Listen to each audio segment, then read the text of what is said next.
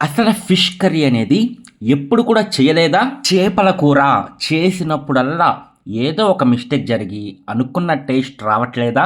90% మంది fish curry చేసినప్పుడల్లా ఈ ఒక్క మిస్టేక్ వల్లే మనకి టేస్ట్ అనేది పోతుందండి. అయితే ఈ చేపల కూర అనేది మనం డిఫరెంట్‌గా చేయొచ్చు. చాలా వెరైటీస్‌గా చేయొచ్చు. ఈరోజు ఈ వీడియోలో అసలు చేపల కూర ఎప్పుడు కూడా చేయలేదు అన్నవారు కూడా సింపుల్‌గా అసలు పెద్ద పనేమీ లేకుండా సింపుల్‌గా చేసేటట్టు మీకు ఈ వీడియో అనేది క్లియర్‌గా చూపిచ్చాను. చాలా బాగుంటుంది వీడియో. దీని టేస్ట్ అదిరిపోతుందంటే మీకు పని కూడా ఎక్కువ ఉండదనమాట. మొదలెట్టేద్దాం పదండి. చూసారు కదా!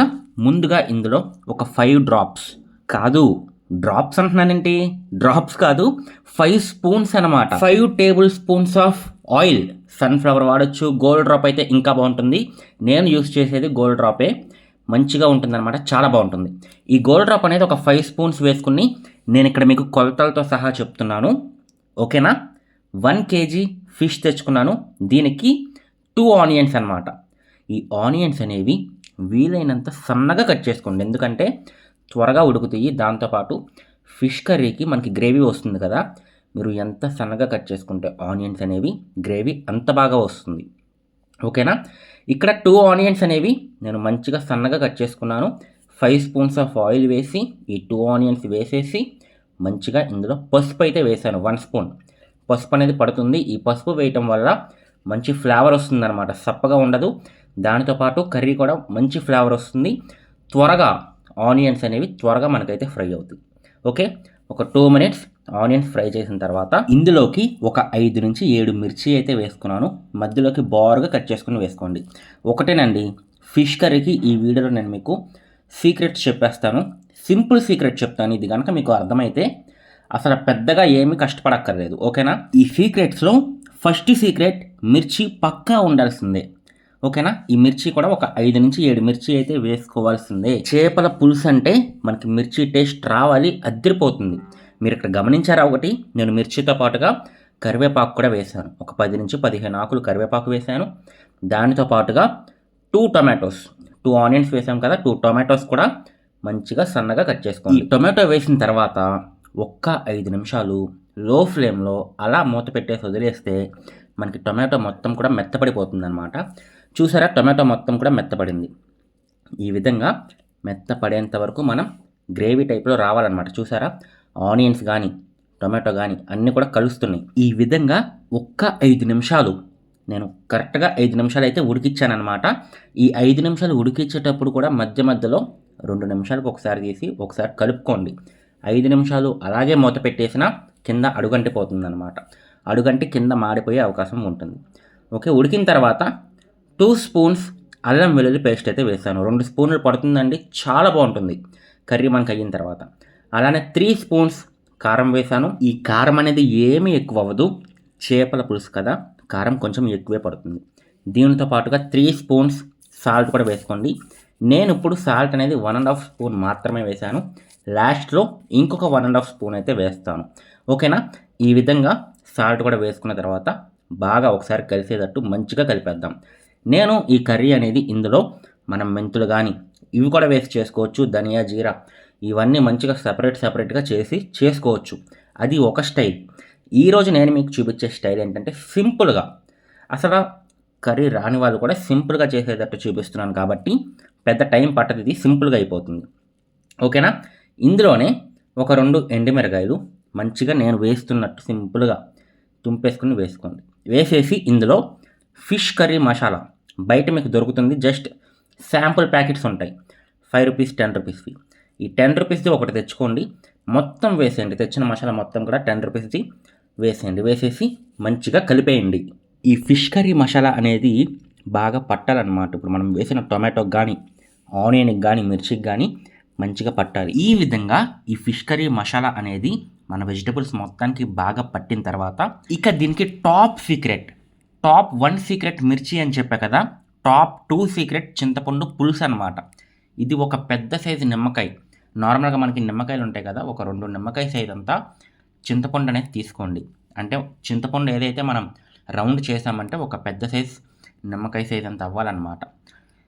ఈ చింతపండు పులుసు ఏదైతే ఉందో ఒక గిన్నె తీసుకుని అందులో వాటర్ పోసేసి, డ్రింకింగ్ వాటర్ పోసేసి నానపెట్టేయండి. ఒక 2 అవర్స్ నానపెట్టేయండి. నానపెడితే ఈ విధంగా చిక్కగా నానుతుందనమాట. ఇక మంచిగా దీన్ని బాగా స్మాష్ చేసి ఈ పులుసు మొత్తం కూడా పోసేసి దీనితో పాటుగా 1 గ్లాస్ వాటర్ నేనైతే పోసాను.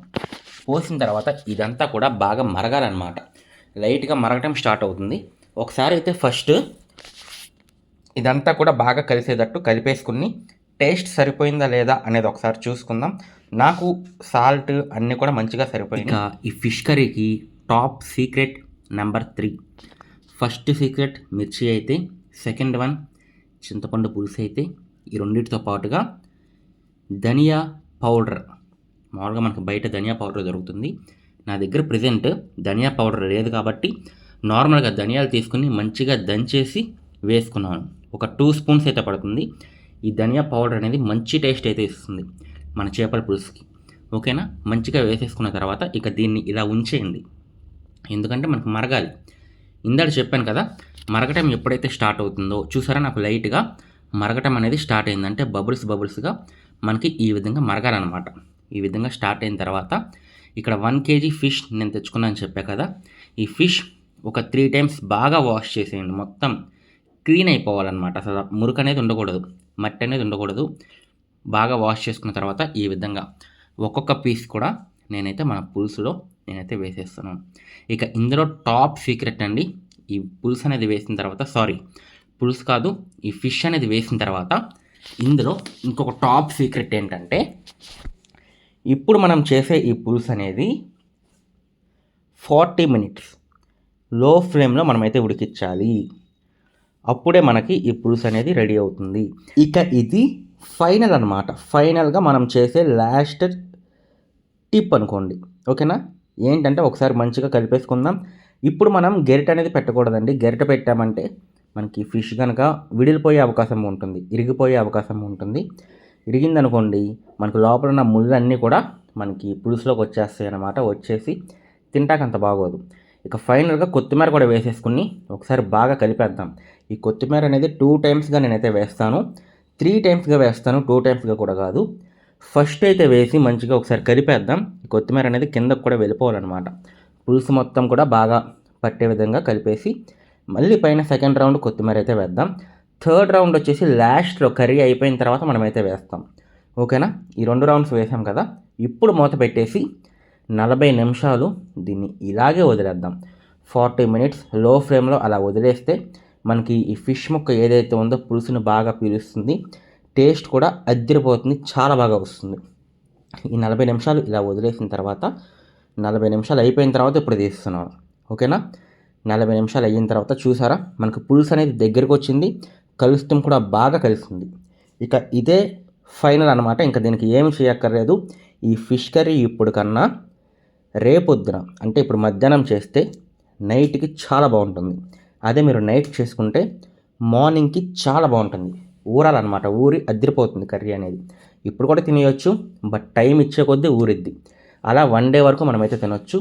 ఫైనల్గా కొత్తిమీర వేసుకుని ఇంకా దింపేసుకుంటామే. వేడి వేడి వైట్ రైస్లోకి చాలా అంటే చాలా బాగుంటుంది. ఈరోజు నేను మీకు చూపించిన ఈ ఫిష్ కర్రీ రెసిపీ ఏదైతే ఉందో సింపుల్గా, పెద్దగా పనేమి ఉండదు, చాలా సింపుల్గా చేసేసుకోవచ్చు. మరి నచ్చిందా? మీరు కూడా చేసి మీకు ఎలా వచ్చిందనేది కామెంట్ సెక్షన్లో చెప్పడం మర్చిపోవద్దు. మరి నెక్స్ట్ వీడియోలో ఇంకొక మంచి రెసిపీతో కలుసుకుందాం. అంతవరకు బాయ్.